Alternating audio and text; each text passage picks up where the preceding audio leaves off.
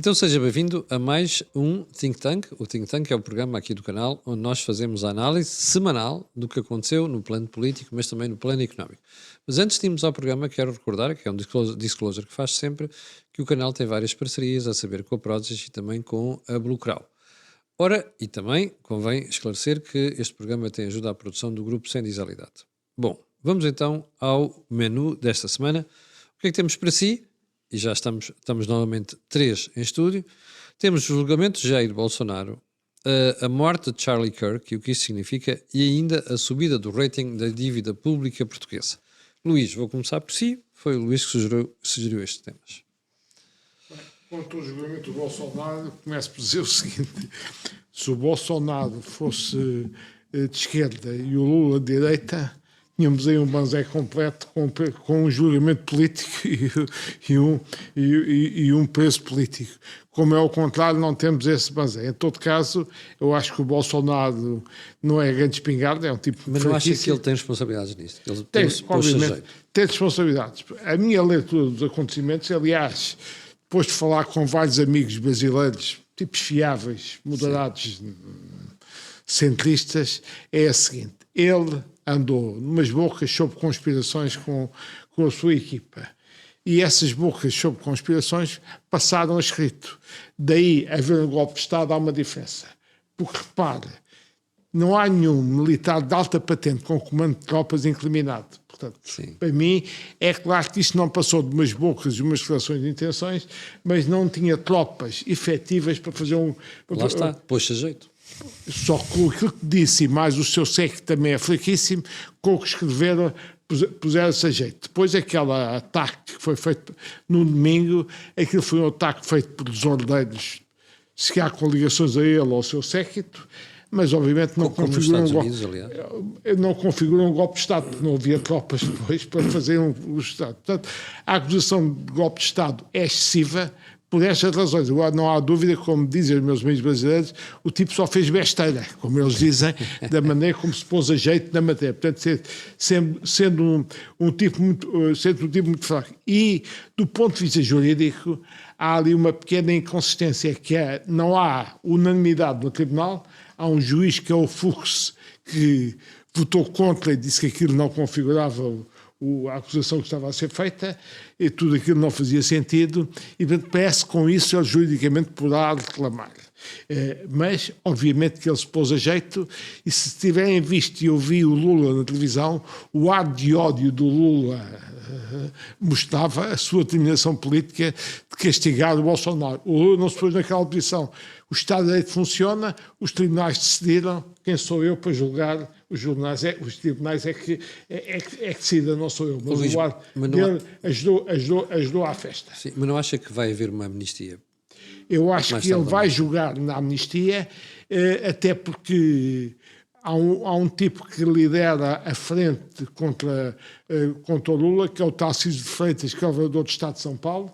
Segundo dizem estes meus amigos brasileiros, esse governador do Estado de São Paulo faz reuniões periódicas com outros governadores anti-Lula do centro e do sul do Brasil, e, portanto, está-se a gerar uma frente para tentar, do ponto de vista político e depois em eleições nas próximas, combater o Lula. E, portanto, estes querem claramente uma amnistia. O que é curioso no meio disto, e isto tem importância política, é que há uma direita brasileira que não é Bolsonaro.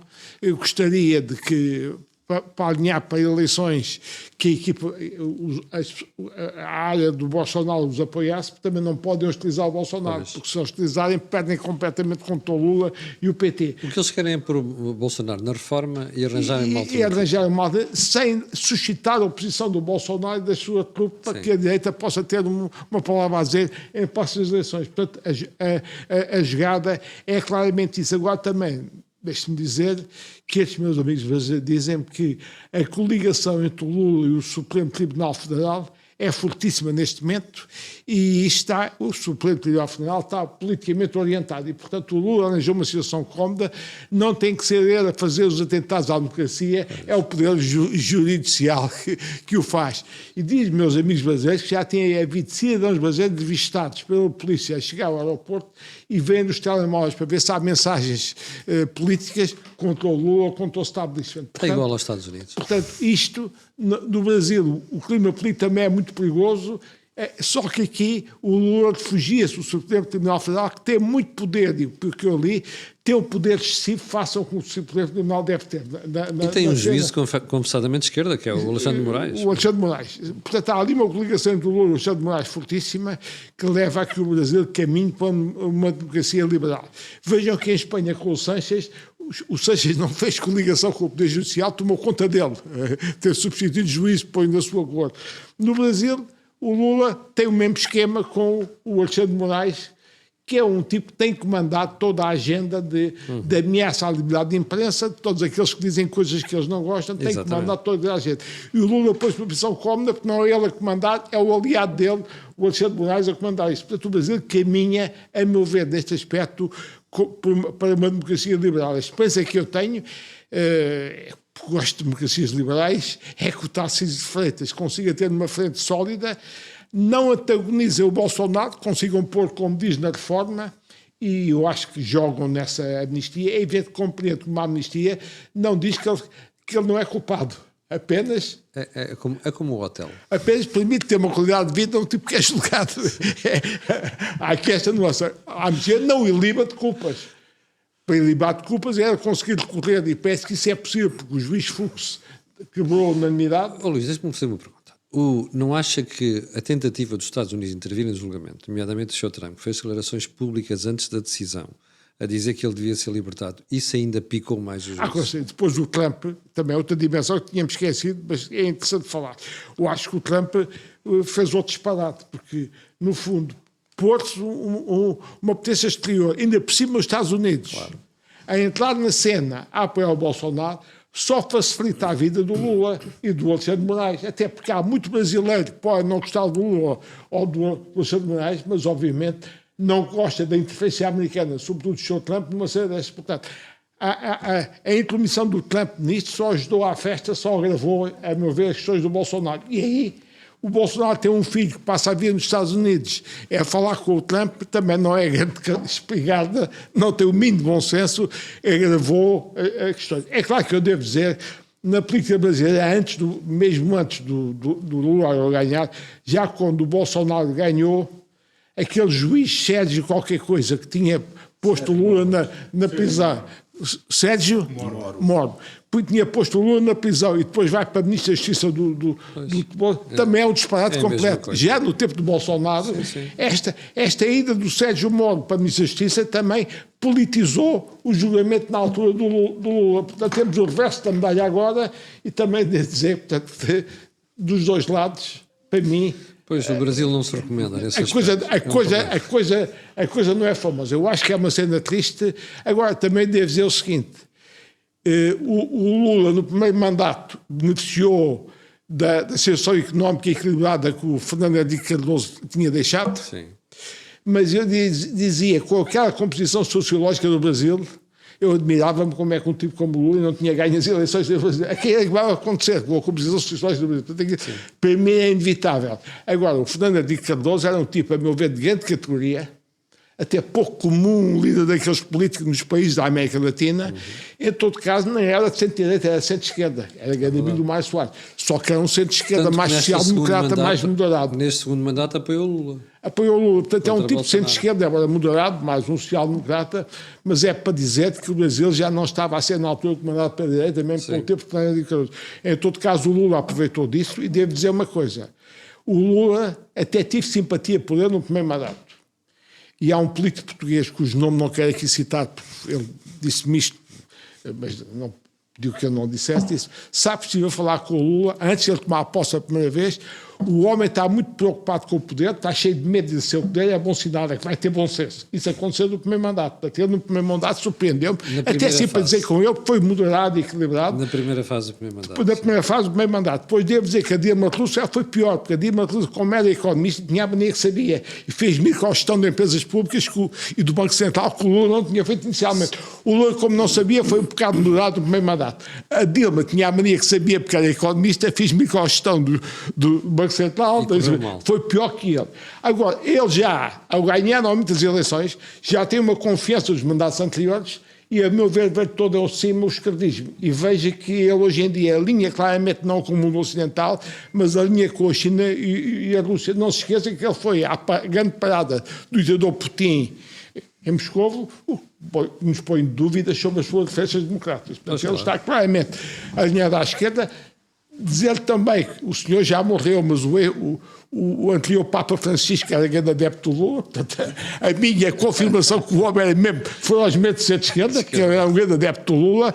E, portanto, ele hoje aparece claramente, pôs o Brasil fora do hemisfério ocidental, na minha visão dos problemas. Isso, aliás, é aquilo que a direita moderada e inteligente brasileira anda a dizer, sem alinhar propriamente com o Trump, dizer que o Brasil saiu do hemisfério ocidental da referência de democracia liberal que havia. Isto é o comportamento do Lula, aliado com o Alexandre de Moraes neste momento. Portanto, mais do que o julgamento, isto permite esta leitura mais global, sim, que o julgamento é um dos pormenores desta leitura. Filipito, este alinhamento entre o Supremo Tribunal e aquilo que são as teses do Lula e da presidência brasileira, isto não descredibiliza a justiça brasileira? Claro que descredibiliza. Em termos reais, estamos a assistir no Brasil a uma judicialização da política. Claramente. Clara, nítida. Que também já vinha de trás quando, verdadeiramente, Sérgio Moro também fez uma judicialização, sim, da política. A política, Luís, a política brasileira, ao fim de tantos anos a estudá-la, posso lhe dizer que não é para principiantes. E porquê é que não é para principiantes? Porque, em termos reais, estamos aqui, vamos ver a questão dos presidentes. Falou, e muito bem, de Fernando Henriques Cardoso, era um sociólogo. Depois, Lula da Silva... Exatamente. Lula da Silva era um serralheiro. E Bolsonaro é um capitão que não soube ser general. E essa é que é a grande questão. Não tinha grande credibilidade no exército. E por isso mesmo não conseguiu ser general quando os interesses instalados o colocaram no poder. Agora temos de perceber uma coisa muito simples. Sabe, Dilma Rousseff, no meio dos disparates que fez, só disse uma coisa certa. Quando lhe perguntaram sobre a corrupção no Brasil, disse que era uma senhora de idade. E como era uma senhora de idade, não era ela que iria acabar com ela. E olha, para ficarmos com uma ideia antes de entrar no julgamento, que teria alguma coisa para dizer sobre isto, vai arrebentar um outro escândalo um destes dias no Brasil. Prende-se com a Segurança Social, com o INSS. E porquê? Porque com o conhecimento do ministro, os pensionistas foram expoliados, a palavra é expoliados, mensalmente, obrigando-os a fazer, falsificando as suas assinaturas, qualquer coisa como contratos de seguros, sem que as pessoas se apercebessem disso, nas suas pensões mensais. Foi um processo que durou vários anos e o ministro Lupe tinha conhecimento disso. Portanto, vai um destes dias... Essa é nova para mim. Pois, é a história... Eu, por acaso, conhecia essa notícia tem alguns meses, simplesmente como envolve pessoas muito próximas, pessoas do PT e pessoas próximas, inclusivamente do círculo familiar do presidente Lula, sim, tem estado nas notícias brasileiras, mas não ganhou momentum até agora. Mas é uma situação que é conhecida e que resultou em perdas significativas, claro, para muitas pessoas de classe média e de classe baixa. Não é? Os pensionistas não sabiam que tinham contratado seguros à revelia da sua vontade. Portanto, agora vamos à questão do julgamento. É evidente que Bolsonaro, eu concordo com o que o Luís disse, Bolsonaro não queria abandonar o poder. E pensou a forma de não abandonar o poder. Mas ele não mobilizava, não tinha capacidade para mobilizar o exército, até porque ele era de patente média e não era, portanto, de patente alta. Normalmente quem faz isso são os generais. Evidente, e ele não tinha um apoio para fazer um golpe de Estado. Isto é uma forma quase de replicar aquilo que Trump fez com o ataque ao Capitólio. Há meia dúzia de indivíduos que ficam fora do controle e que verdadeiramente pensam que se faz uma revolução como nós aqui fizemos com cravos e com armas que não funcionavam. As coisas hoje já não são assim. Qual é o caminho que Bolsonaro tem? Bolsonaro tem à espera a aposentação.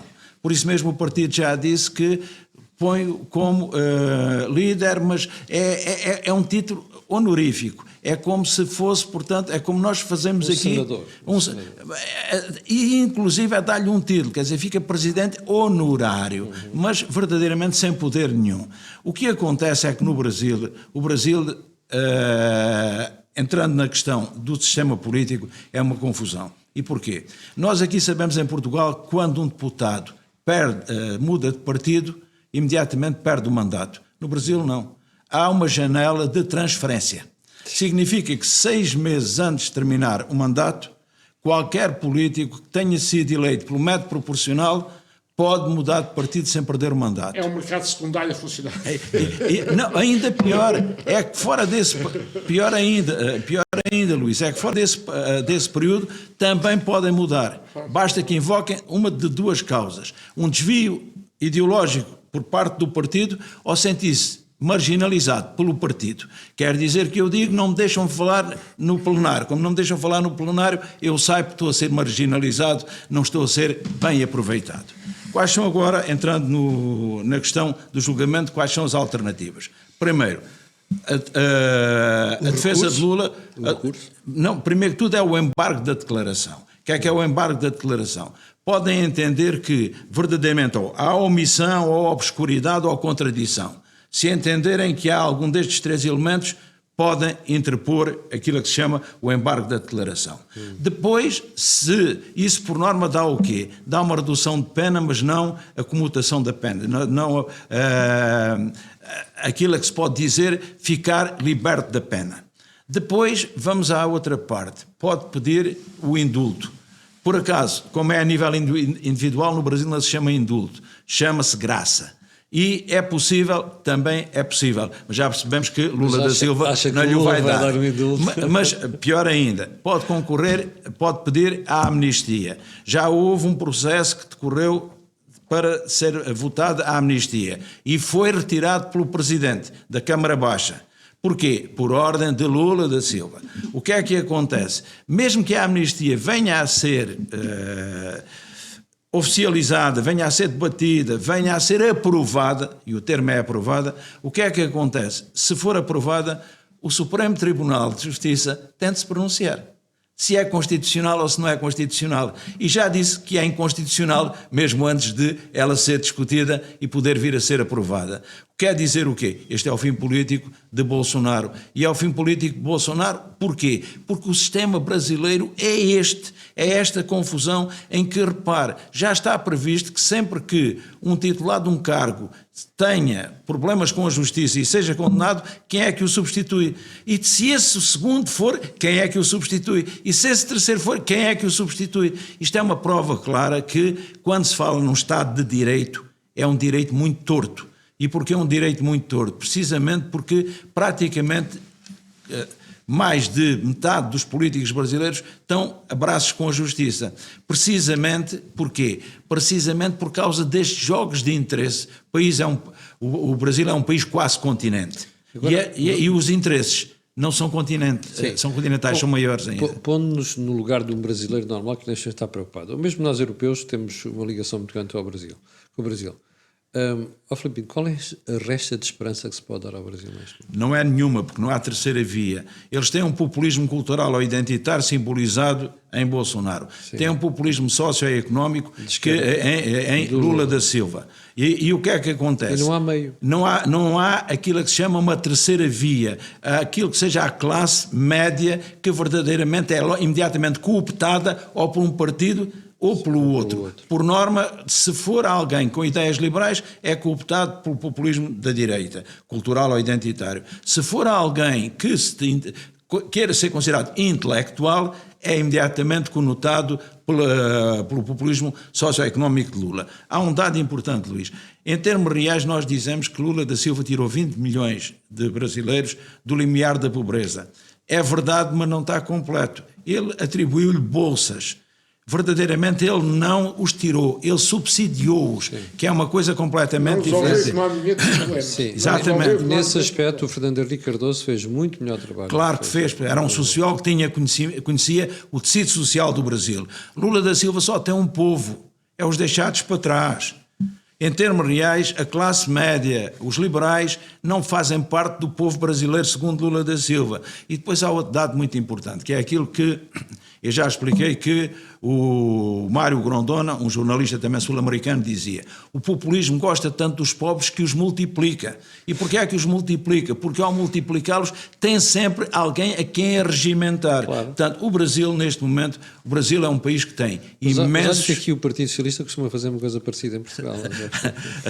Agora, no Brasil, o Brasil é um país que tem imensos recursos, tem técnicos, e o que mais incomoda é isto, é que o Brasil, que passa a ter quadros, não rentabiliza os quadros porque o sistema coopta esses quadros, consoante esteja à esquerda ou à direita no poder. E isso faz com que o Brasil se esteja a afastar numa deriva perigosa. Porquê? O Brasil tem uma matriz muito influenciada pela matriz europeia, através de Portugal, mas também pela matriz norte-americana. E o que acontece é que neste momento nós percebemos claramente que há uma... Em termos económicos é a americana. Exatamente. E o que é que acontece? Neste momento o que nós percebemos é que há uma aproximação muito grande de Bolsonaro aos Estados Unidos. Porquê? Porque há aqui uma continuidade do foro político, mas é um Brasil à deriva, e que verdadeiramente, no caso de Lula da Silva, ainda pensa que o muro de Berlim não caiu e ainda há a União Soviética, e é por isso que ele continua tão presente no Brasil. Deixa-me só ouvir o António sobre esta matéria, porque temos aqui ainda mais dois assuntos e um deles tem um peso muito grande. António, o Brasil tem SAF? O meu avô materno, que era uma pessoa que tinha muitas relações com o Brasil, dizia uma frase que outras pessoas diziam, mas foi a primeira pessoa a quem eu ouvi, que é: o Brasil foi, é e será o país do futuro. Adiado. E na verdade, o país, enfim, isto era no tempo do presidente Geisel, Sim. que eu me lembro, Ernesto e Geisel. portanto o Brasil, para além de mais, era uma ditadura militar nessa altura.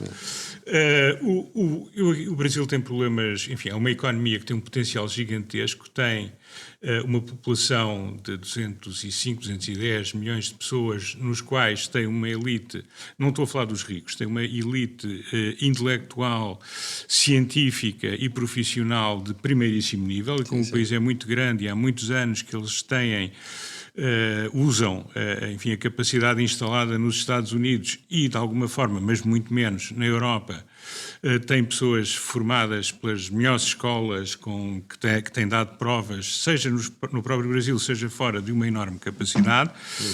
Mas é um país, enfim, quando eu andava no secundário em Portugal, nós basicamente os marxistas tinham tomado conta do ensino, ainda lá estão, mas na altura não disfarçavam, era um país de um dualismo absoluto, porque era basicamente um país desenvolvido. Estamos a falar muito na região de São Paulo, na região do Paraná, Santa Catarina, Rio Grande do Sul, um pouco Rio de Janeiro e Minas, e depois um país bastante subdesenvolvido no resto do país. Que é engraçado que ainda é hoje a linha divisória entre as votações mais à direita e o apoio de Lula, que está, digamos, de Minas e do Espírito Santo para cima. Portanto, o Brasil é um país muito diferenciado, com regiões muito diferenciadas do ponto de vista de desenvolvimento, mesmo do ponto de vista da qualidade de vida, dos indicadores sociais, mas, por outro lado, tem um problema de instituições. Se nós em Portugal nos queixamos das nossas, eu acho que os brasileiros têm mais razão de queixa ainda das deles. Não só pela forma como elas atuam, mas também como a forma como as desenharam. Enfim, irem buscar, ainda que de forma não óbvia e, algumas vezes indireta, o modelo americano para certas coisas, numa tradição que era uma tradição muito mais europeia, criou ali um melange, criou ali uma confusão que não funciona bem. Vou dar o exemplo. O Supremo Tribunal do Brasil, que também é um tribunal constitucional, tal como o Supremo Tribunal norte-americano, as pessoas são basicamente indicação política. Não nos podemos esquecer que quem nomeou o Sr. Moraes foi o Sr. Michel Temer, não foi Lula da Silva. É verdade. É evidente que depois ele teve o seu percurso próprio, o Sr. Moraes teve o seu percurso próprio, mas é um tribunal que é muito mais politizado do que são os Supremos Tribunais na Europa, onde basicamente temos, também pode haver politização, mas onde temos juristas de carreira. Segundo as informações que eu li na imprensa brasileira, o único magistrado de carreira é o Sr. Fux. nenhum dos outros é magistrado de carreira. O que, aliás, também acontece nos Estados Unidos, que nomeações há políticas. pessoas de todas as origens. Inclusive, não precisam de ser sequer de formação jurídica. Portanto, este modelo é um modelo que leva à politização do sistema. Por outro lado, aconteceu um fenómeno antes, que também aconteceu de alguma forma em Espanha, que aconteceu em Itália, que são certos juízes justicialistas, como foi o caso do Seu Moro. Qual é que é o problema aqui? É que por razões políticas foram encontrados Baltasar problemas de Garzón, natureza Espanha, administrativa e de em natureza Itália. processual.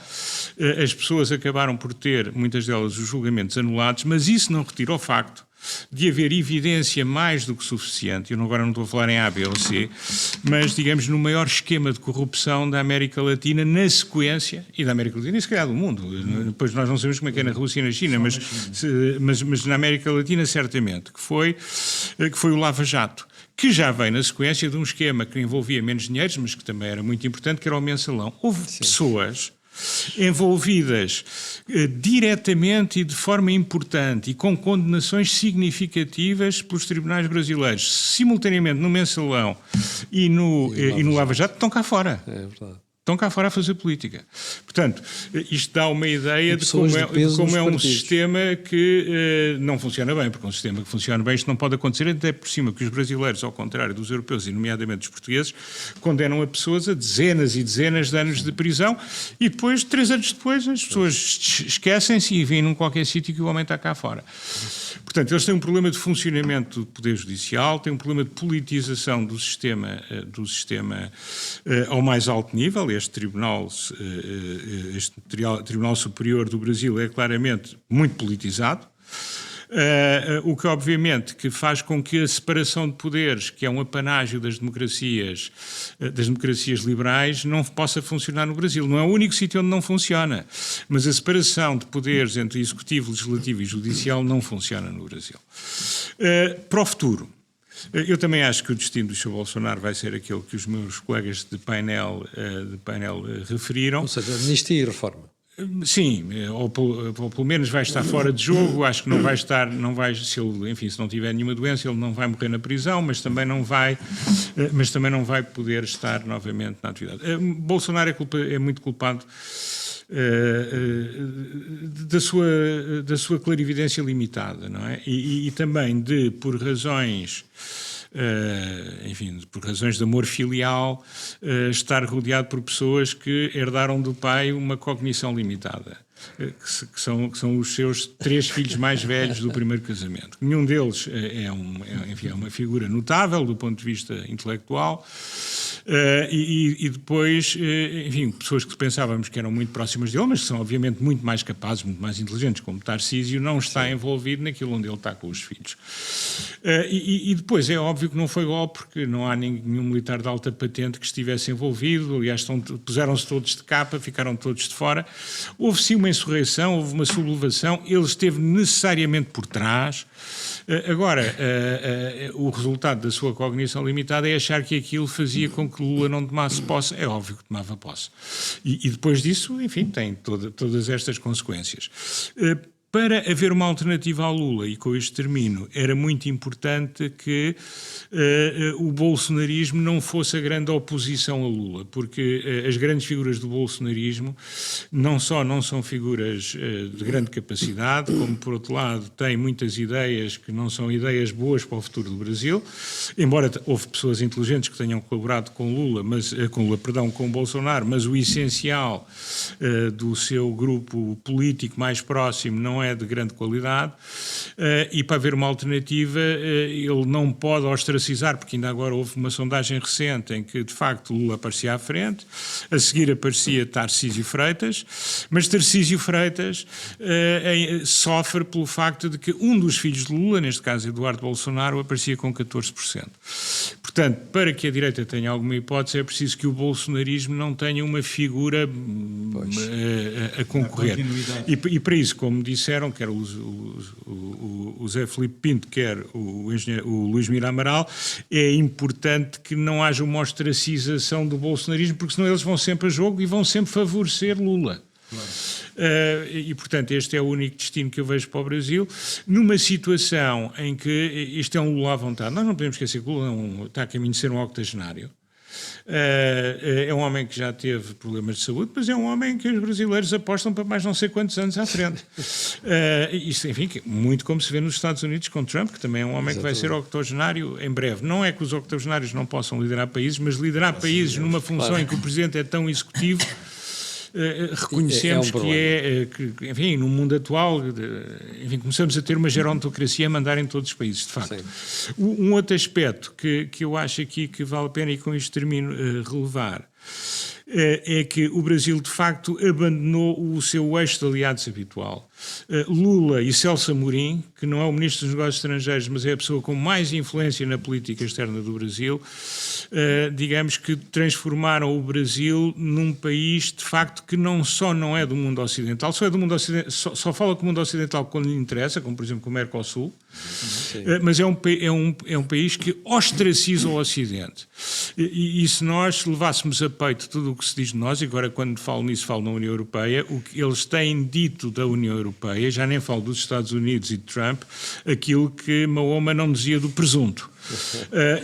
Portanto, é um Brasil que está claramente alinhado com as ditaduras, que se sente bem com as ditaduras, que já não é há muito tempo uma democracia perfeita, mas que ainda é uma democracia e que, portanto, tem aqui uma chance de ou alinhar durante muito tempo com aqueles que depreciam o poder do povo através de instituições que funcionam, ou, de alguma forma, ter um realinhamento no sentido da democracia ocidental, que também, de alguma forma, está em questão, não só na Europa, como nos próprios Estados Unidos. Portanto, é uma situação difícil, mas o Brasil, para ter futuro, precisa, do meu ponto de vista, de fazer aquilo que nunca fez e que vai sempre fazer à frente, que é melhorar as suas instituições e permitir que a imensa riqueza que tem lá dentro, não digo apenas riqueza do clima, das terras, dos minérios, mas a riqueza humana que tem, e digamos uma elite de milhões de pessoas, não estou a falar dos ricos, estou a falar dos preparados, que nem sempre coincidem, que de facto pode fazer uma transformação brutal no Brasil e que está permanentemente adiada porque a sua classe política tem sido o que tem sido. Bom, nas últimas temos que passar para o próximo tema. Só dizer uma coisa. O grande problema que nós temos no Brasil é que primeiro houve uma politização da justiça e agora há uma judicialização da política. E com isto é evidente que o Brasil tem o futuro sempre adiado. É sempre o país do futuro à frente. Nunca se concretiza. Vamos mudar de tema, porque nas última semana e meia ficámos a conhecer duas alterações àquilo que é a nota que a República Portuguesa merece, ou seja, o rating. Primeiro a Standard & Poor's e depois a Fitch acabaram por subir o rating da dívida pública portuguesa. Luís Amaral, isto é uma excelente notícia e pelos vistos, por aquilo que é a análise das agências, eles já perceberam que isto é para continuar. Esteja o PS ou o PST no poder. É uma excelente notícia. Isto mostra que eles perceberam que os dois principais partidos, não falo agora do Chega, mas os habituais, PS e PST, tem aqui uma posição idêntica no sentido de controle das finanças públicas, com algum excedente primário, saldo primário nas contas públicas e redução contínua da dívida pública e, portanto, isto é uma excelente notícia para Portugal, que faz, aliás, baixar os juros da dívida pública e depois, como a dívida pública, no fundo, enquadra a atividade económica do país, isto também é bom para as empresas, para as famílias, todos aqueles que pedem dinheiro emprestado, porque, no fundo, e os próprios bancos também beneficiam com esta subida do rating. Portanto, isto é muito bom para o país. Agora, chama a atenção, em todo caso, não é uma nota de alarme, mas é uma nota de prudência. Apesar de o governo tem que ser prudente, porque nós temos ainda uma despesa pública muito elevada e que tem sido contrabalançada com uma expansão sempre de receita fiscal. E se houver um cenário de crise económica, a receita vai-se abaixo e fica a despesa pública. Lembra-se... O que pode acontecer com a questão de França, não é? Lembra-se no governo, quando no governo de José Sócrates Teixeira se apanhou um déficit de 11%, não foi só despesa, foi a receita a cair a pique, levou aquele... Portanto, O nosso modelo de ajustamento orçamental foi um modelo feito através de aumento de receitas fiscal e grande despesa pública. Portanto, isto implica prudência para o futuro e não deve ser aproveitado por este governo ou outro que venha para começar a fazer benesses orçamentais. Uma atitude muito prudente nesta matéria. Ao mesmo tempo, diria que enquanto a gente sobe, a França desce de A a menos para A mais apenas. Eu ainda me lembro quando Sarkozy era presidente, a França tinha triple A, quando acabaram com o triple A à França. E o Sarkozy foi atacado politicamente. Portanto, a França está noutro caminho contrário ao nosso. Agora, chama a atenção que a França está neste caminho, porque Macron, na altura, diminuiu os impostos, diminuiu a receita e depois, quando vieram as pandemias e outras coisas, aumentou muito a despesa pública. Portanto, isto deve ser uma lição para Portugal, não esquecendo onde é que começou o problema francês há uns anos atrás. E, portanto, uma atitude de muita satisfação é devida, a meu ver, a 3 governos. O governo de Passos Coelho, não podemos esquecer. Depois o governo de Costa, com mais de contra todas as expectativas, agradou-se ao controle do déficit embora por caminhos que não são os mais corretos, a meu ver, mas conseguiu. E agora continua esta senda com o governo da AD, com Montenegro e Mendes Sarmento, mas o mais de prudência em relação ao futuro, porque este modelo de ajustamento orçamental, para mim, não é o mais famoso. Luís, vem aí o Orçamento de Estado. Eu sei que neste momento, aliás, foi uma notícia que demos hoje no programa matinal, o Governo está muito preocupado com a situação, porque pelo impacto que pode ter na receita, e inclusive já passou esta mensagem para dentro do Governo, dos ministros, que é, atenção, o orçamento para a semana não vai ser muito folgado, mas há uma coisa chamada PS e Chega. E estes 2 partidos não podem dar cabo da prudência orçamental para 2026? Eu acho, posso estar enganado, mas aqui tenho alguma visão otimista. Acho que não vão dar cabo. Penso que o PS, que também teve responsabilidades positivas nesta consolidação, vai estar consciente disso. Há uma coisa este ano também fará alguma travagem, que é os empréstimos do PRR, que vão significar um aumento de 1% do PIB na despesa, porque quando é vindo o dinheiro a fundo perdido, é neutro em termos orçamentais. Quando é o empréstimo do PRR, implica despesa, não há receita, portanto, agrava desse aspecto o déficit. Sinceramente, acho que, como o orçamento não vai ter medidas polémicas daquelas que o PS contestaria, ou até o próprio Chega, acho que o Governo vai conseguir passar o orçamento com alguma cautela e alguma prudência. E uma coisa que o Governo, em todo caso, fez bem, ou menos mal, é que aquele aumento aos pensionistas foi extraordinário, não foi permanente. Portanto, não entra na despesa estrutural. Contrariamente ao que o PS queria aumentar. Portanto, a despesa corrente. Isso é muito PS positivo. E o Chega. Portanto, acho que isso é positivo da responsabilidade do Governo, porque o risco que eu vejo é que com esta melhoria do rating começarem a achar que o problema está resolvido e começarem a gastar à grande. E também continuaram uma diminuição de impostos, para mim é muito simpática, ideológica e economicamente, mas reconheço que aquela redução de impostos que eu gostaria não se pode fazer devido aos níveis de despesa pública que temos. Sim. António, achas que isto veio para ficar? A consolidação orçamental? Já agora, qual é o risco que tu vês com esta situação francesa para o crescimento económico europeu e depois o português? Muito bem.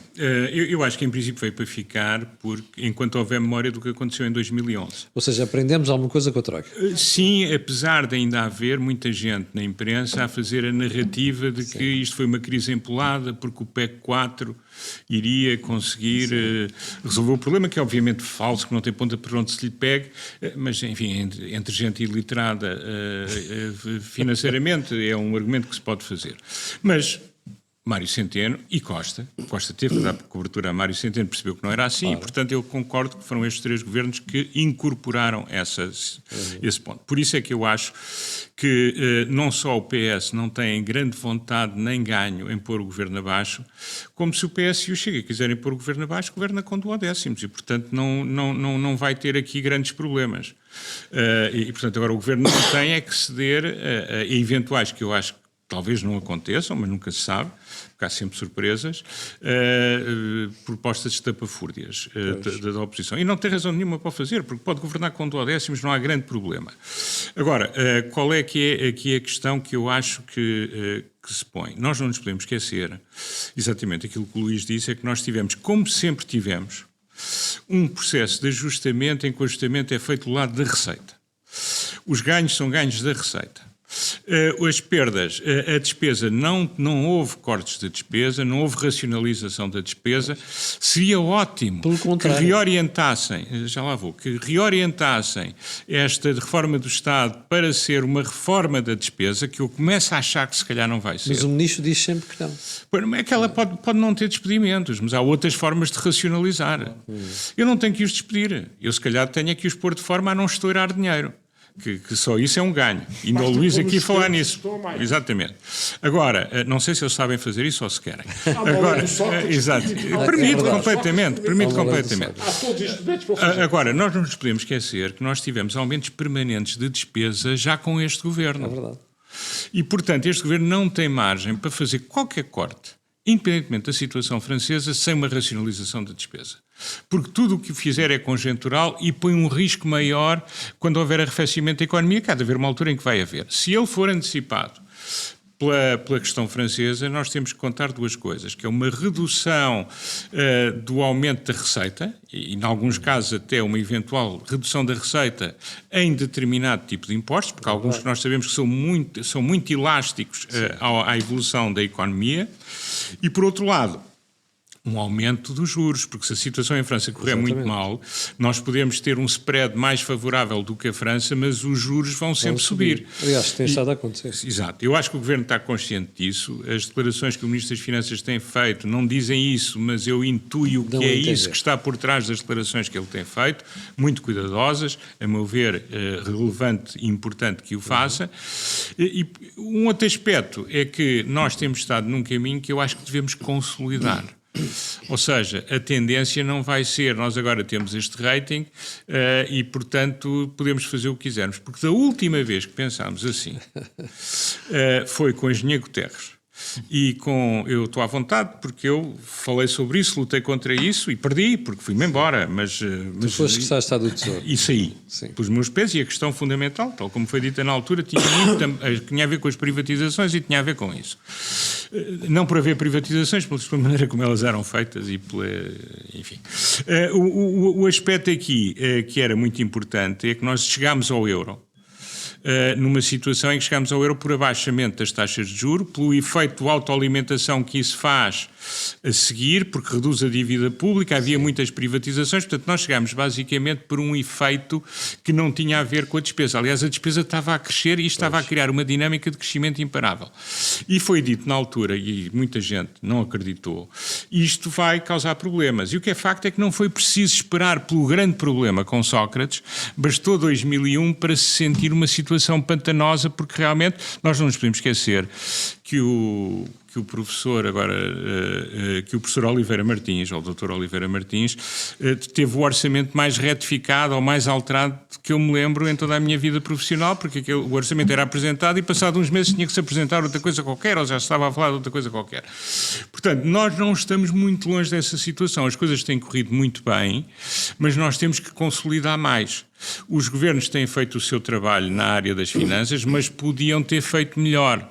E nós não estamos seguros perante um grande risco. Da mesma maneira que a crise de 2001 nas economias teve o impacto que teve em Portugal e a dinâmica da despesa se tornou imparável, nós agora não estamos como estávamos em janeiro de 2000, mas não estamos como estávamos, por exemplo, em 1990. Estamos pior. E, portanto, porquê? Porque temos uma despesa muito grande e temos muitos automatismos de evolução da despesa. Portanto, eu acho que é importante perceber que é muito positivo, estão todos de parabéns, 3 governos que de facto contribuíram para isso. Agora, é preciso fazer muito mais e não há margem para falar em redução fiscal sem um corte correspondente da despesa. Isto é um princípio de boas finanças e é um princípio que, dado o nível enorme de despesa que nós temos, nós estamos obrigados a seguir. Tu há bocadinho dizias que pode haver um impacto na receita.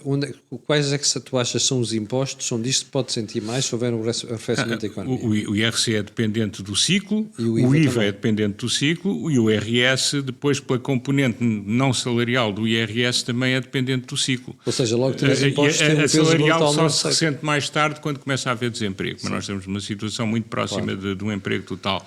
Eu Ou não seja, diria temos pleno três emprego, mas- impostos onde o impacto na receita é brutal. Sim, eu acho que essa é a preocupação. E depois temos um aumento da despesa por via dos juros, Sim. face àquilo que se pode planear de boa fé neste momento. Portanto, a situação é muito boa, estamos de parabéns, foi feito um bom esforço, mas não ajustámos pela melhor maneira possível, como disse o Luís, por exemplo, falta de investimento público, por exemplo, muita despesa recorrente. E os aumentos recentes foi de aumento de despesa recorrente, está bem que eram promessas do governo atual, mas que levaram a aumentos recorrentes de despesa para muitas categorias profissionais. Portanto, eu não estou a reclamar contra a justiça e contra a validade política das mesmas, estou a dizer que tem um impacto andando para a frente e, portanto, muito bom, muito cuidado. Muita prudência e juízo. Sim. Filipe Pinto, como é que o Governo vai conseguir gerir esta pressão que o PS e o Chega vão fazer para aumento de despesa no Orçamento de 2026? Sobre economia não falo, aprendo. Sim. E aprendo muito aqui nestes programas. esta parte é com política, os por isso é que três. fiz esta pergunta. Agora, em termos reais, vamos à leitura política. Sim. O Governo tem aquilo que eu chamo uma grande boia. É que a Assembleia da República não pode ser dissolvida. Pois. E como não pode ser dissolvida... Pode ser o porque orçamento por duodécimos. é evidente, o que acontece é que o Governo não vai cair.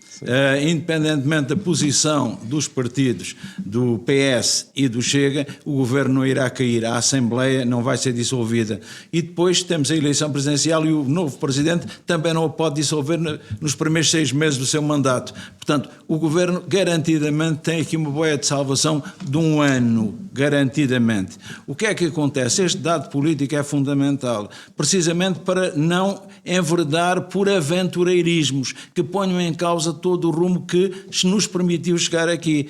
Porque vão aparecer, é evidente que vão aparecer propostas e exigências que não são execuíveis. Porquê? Porque vão apostar no quê? No aumento da despesa pública permanente. É evidente que o Governo, como disse tanto o António como o Luís, não pode correr este risco. Porquê? Porque é um retrocesso neste processo de evolução que nos permitiu chegar a este nível. Portanto, como é que nós podemos fazer? É reduzir a despesa pública e não aumentá-la, mas sem diminuir com isso a qualidade dos serviços. E isso é possível. O que é possível? É uma questão de gestão.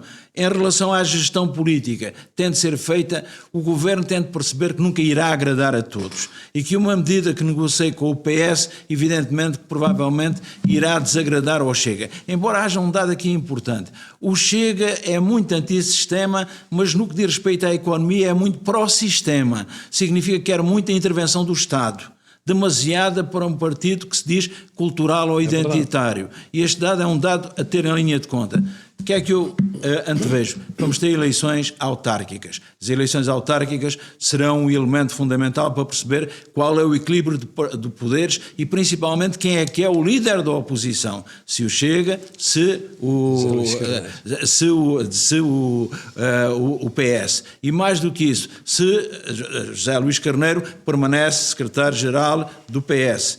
Porque esse é um dado muito importante, porque nós percebemos que neste momento o PS tem 34 câmaras a mais do que a AD.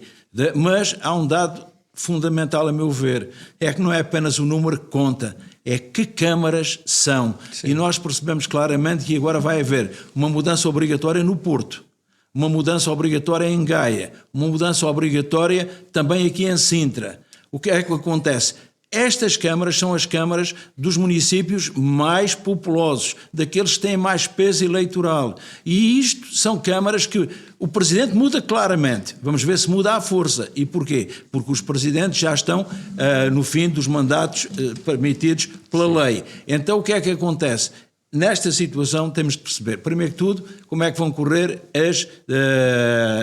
as autárquicas. E depois temos de perceber, a meu ver, isto. É que o Governo tem este balão de oxigênio. É saber que verdadeiramente não pode haver dissolução da Assembleia da República. E este balão de oxigênio tem de ser utilizado com muito cuidado. Não é preciso esvaziá-lo todo de uma vez. E por isso mesmo eu acredito que o orçamento, afinal de contas, irá ser aprovado. Luís, Estados Unidos, esta semana tivemos mais um daqueles episódios típicos dos Estados Unidos, que é a violência política, que neste caso acabou numa morte trágica e ainda para mais de forma muito pouco ortodoxa, até porque foi vista em direto por muita gente.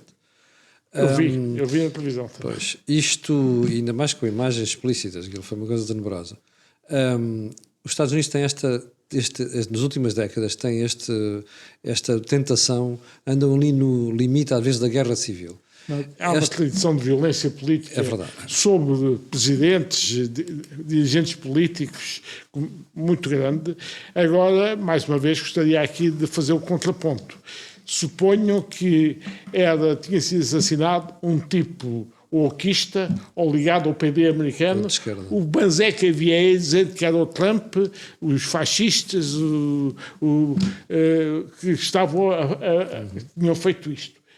E eu já vi comentários de oquistas deploráveis sobre a morte deste senhor. Sim. Devo dizer que eu não conhecia este senhor. Ouvi um tipo insuspeito na SIC, o Ricardo Costa, a fazer um grande elogio intelectual ao homem. Diz que era um tipo de grande capacidade de alimentação, que se batia com os orcos naquelas universidades e punha-os nos eixos, portanto, com uma capacidade intelectual de argumentação fabulosa. Portanto, é claramente um tipo que liderava, do ponto de vista intelectual, aquela faixa jovem ligada ao presidente Trump e que mais conseguia combater os orcos do seu próprio terreno. No meio universitário ia lá e fazia isto tudo. Portanto, isto é um espetáculo deplorável.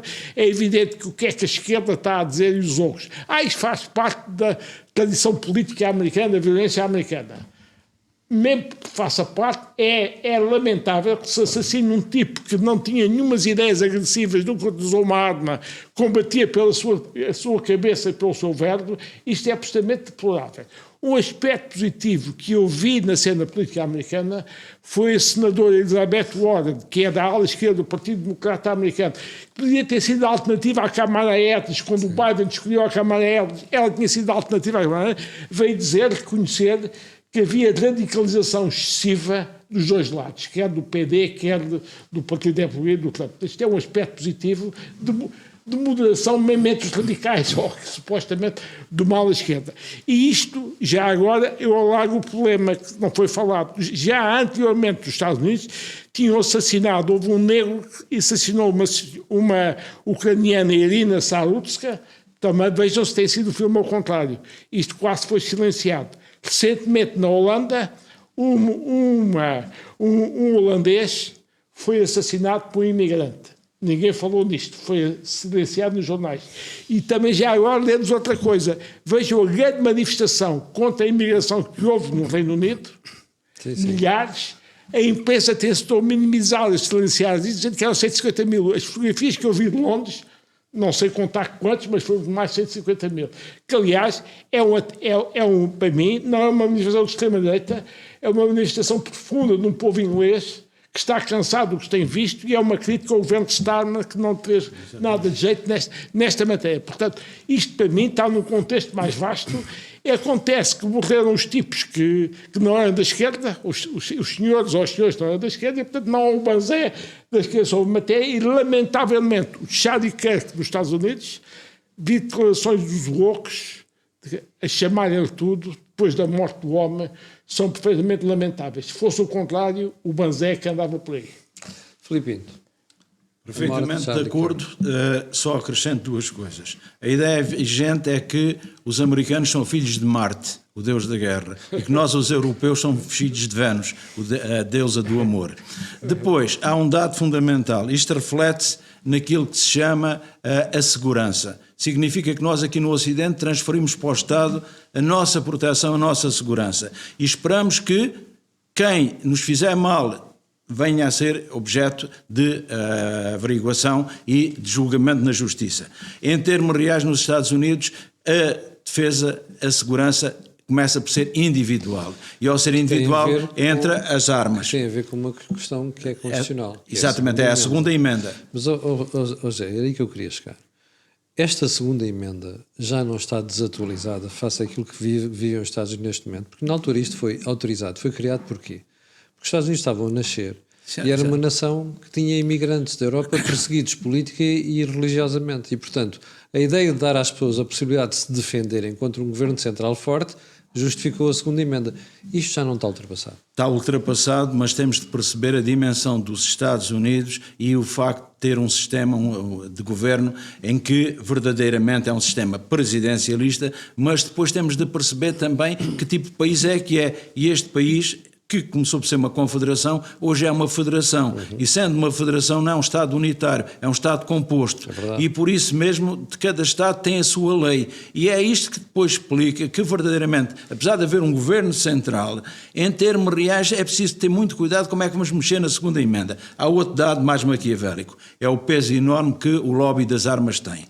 E que evidentemente acaba por, quando Trump diz que este lobby gosta dele, que há grupos que gostam dele, eu já identifiquei os grupos extremistas. E vamos ser claros, o extremismo, venha de esquerda, venha de direita, é sempre condenável. Sim. E porquê? Precisamente porque quem é que é Kirk? Kirk não é um grande pensador, mas é alguém não foi um grande pensador, mas era alguém que, até porque não tinha tempo para isso ainda, em termos da linha da vida. Esta linha da vida que lhe foi cortada e eu subscrevo tudo o que o Luís disse na perspectiva de é perfeitamente abominável muitos dos comentários que foram feitos, independentemente de quem quer que tenha sido assassinado.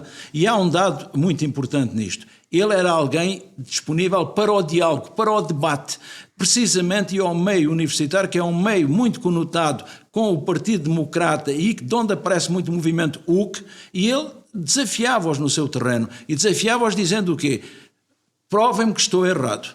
E se me provarem que estou errado, eu vou refletir sobre as minhas posições. Eu senti qualquer coisa parecida quando eu fui à China explicar-lhes o que era o populismo, em que eu lhe tive de dizer, provem-me que eu estou errado. E percebi eles dizendo assim, é capaz de ter razão. Portanto, em termos reais, aqui é a mesmíssima coisa. Agora, temos de entender que este é um episódio que mostra novamente o que é a violência e a grande verdade, a cobertura que se faz da violência.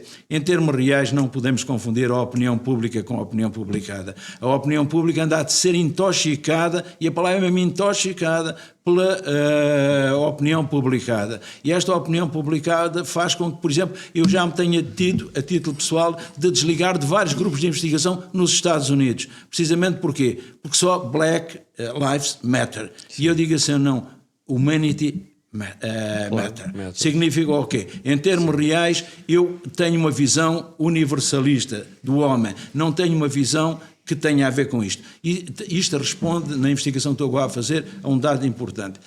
Na cultura americana, entende-se, nós sabemos que é Deus, Pai e Espírito Santo. É Pai, Filho e Espírito Santo. Sabemos quem foi o Filho, Jesus.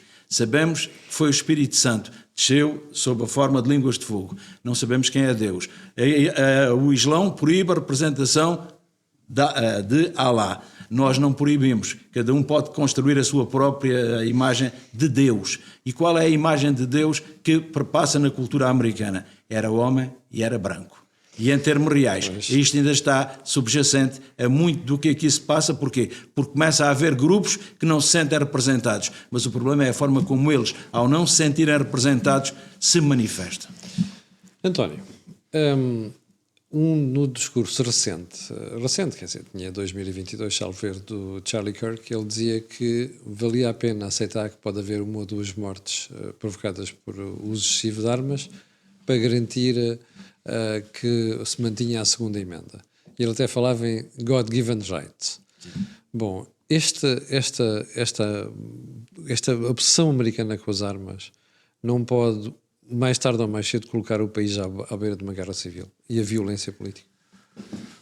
Quer dizer, eu acho que dificilmente os Estados Unidos têm um problema de armas, e uma pessoa que viva nos Estados Unidos e que viva fora das grandes cidades, mesmo em zonas pacíficas, se uma pessoa for, por exemplo, na High, como eu fiz dezenas de vezes, na High 57, que vai de Chicago para Memphis, a quantidade de carros sobretudo, carros de caixa aberta, pelo qual nós passamos, em que são visíveis as armas, Sim, sim. e onde há a mínima coisa, o tipo aponta para a arma.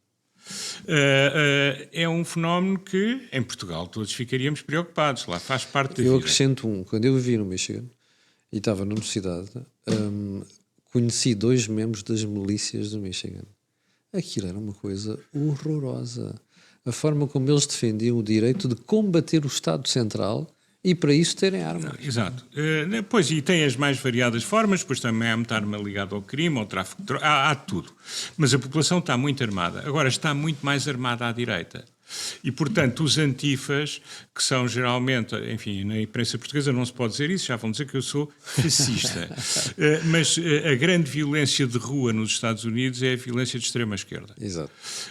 Que nós vimos isso no caso Los da Angeles, morte por exemplo. daquele senhor em Minneapolis, e verificamos que isso deu origem ao que vimos durante imenso tempo, a uma destruição enorme, a uma grande incapacidade de ser contra essa destruição. Portanto, a extrema-esquerda é muito violenta nos Estados Unidos, a direita também tem componentes muito violentas, mas sobretudo a direita está muito mais armada e, portanto, eu acho que por aí não vai haver, porque a componente mais agressiva não é necessariamente a mais armada. E depois há muitas armas que estão fora de pessoas que são apolíticas e que não vão alinhar por nenhum desses Estados. Eu não vejo o problema aí, eu vejo aí mais é o problema de que a intolerância manifesta-se mais rapidamente em violência letal.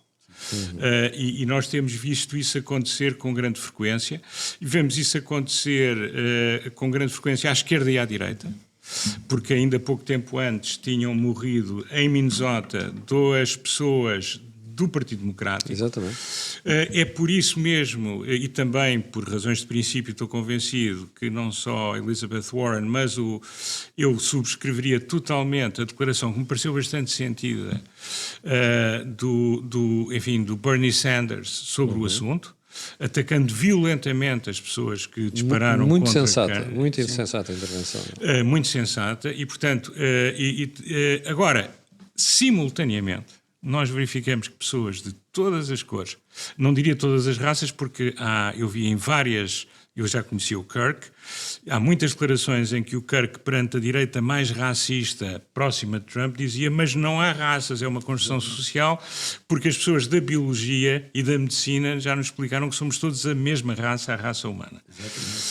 Portanto, quando em Portugal o pintam da maneira que pintam, racista, significa que estão a excluir não só o facto que o homem não era violento, Sim. ele tinha, de facto, companhões violentos, mas quem é que não debatia tem companhões ideias, violentos claro. nos Estados Unidos? E, sobretudo, o homem não era racista.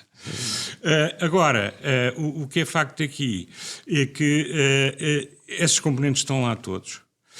A probabilidade de voltar a acontecer não é baixa, e eu acho que os Estados Unidos podem e deviam, não caminhando para a situação europeia, porque culturalmente eu acho que é impossível, deviam haver muito mais regulação na venda de armas. Porque basicamente, apesar do que foi feito, há zonas dos Estados Unidos onde uma pessoa totalmente desarranjada no plano mental pode comprar as armas que quiser. Mais do que isso, pode comprar armas que são absolutamente inacessíveis na Europa. Pode comprar armas automáticas, pode Armas de comprar guerra. bazucas, pode comprar munição de artilharia, pode comprar o que lhe apetecer. E é evidente que há zonas onde há alguma regulação, mas ela não é suficiente. Eu acho que o grande problema não é haver pessoas, embora isso possa potenciar. Eu não sou defensor do porte de armas, mas, enfim, percebo que na cultura americana, sobretudo no Oeste e no Centro e no Sul, é muito difícil, excluindo a Califórnia e a costa Leste, é muito difícil que as pessoas pensem de outra maneira, sobretudo nas zonas rurais. Agora, o que é facto é que podem-se criar condições para que quem tem acesso às armas seja o cidadão normal que não vai fazer com elas aquilo que a sociedade não espera que ele faça. Infelizmente há demasiadas armas, como também existem nos países onde há controle de armas, como parar às mãos das pessoas que não as deviam ter. E, portanto, eu acho que eles deviam estar abertos a alguma atenção a isso, e acho, sobretudo, absolutamente lamentável, e não são apenas nas redes sociais, pessoas responsáveis não serem capazes de se elevar para ter uma reação como teve Sanders, ou como tiveram muitas outras pessoas, mas pelo contrário, terem reações de ele andou a pedi-las, ainda bem porque assim cala-se, que são coisas absolutamente execráveis e infelizmente, enfim, há pessoas mais ou menos anónimas que em Portugal também têm tido essas reações e isso deixa-me um bocadinho preocupado e triste. Só uma coisa, em termos reais, esta dificuldade em mexer no mercado legal é com o medo de aumentar o mercado ilegal. Pois. Bom, chegamos ao final do programa de hoje. Fica já prometido um dos temas para a próxima semana. Saúde. E toda a forma como está a ser gerida esta questão das urgências. São lobbies, é a inabilidade da ministra, isto é tema que vai ser tratado na próxima semana. Antes de irmos embora, quero recordar que o canal tem várias parcerias, a saber, a Prozis e também a Blucral. O programa, este tem ajuda à produção do grupo Sendis e Data. Fique bem, nós voltamos na próxima terça-feira, mas eu e você temos encontro marcado amanhã às 8. Com licença.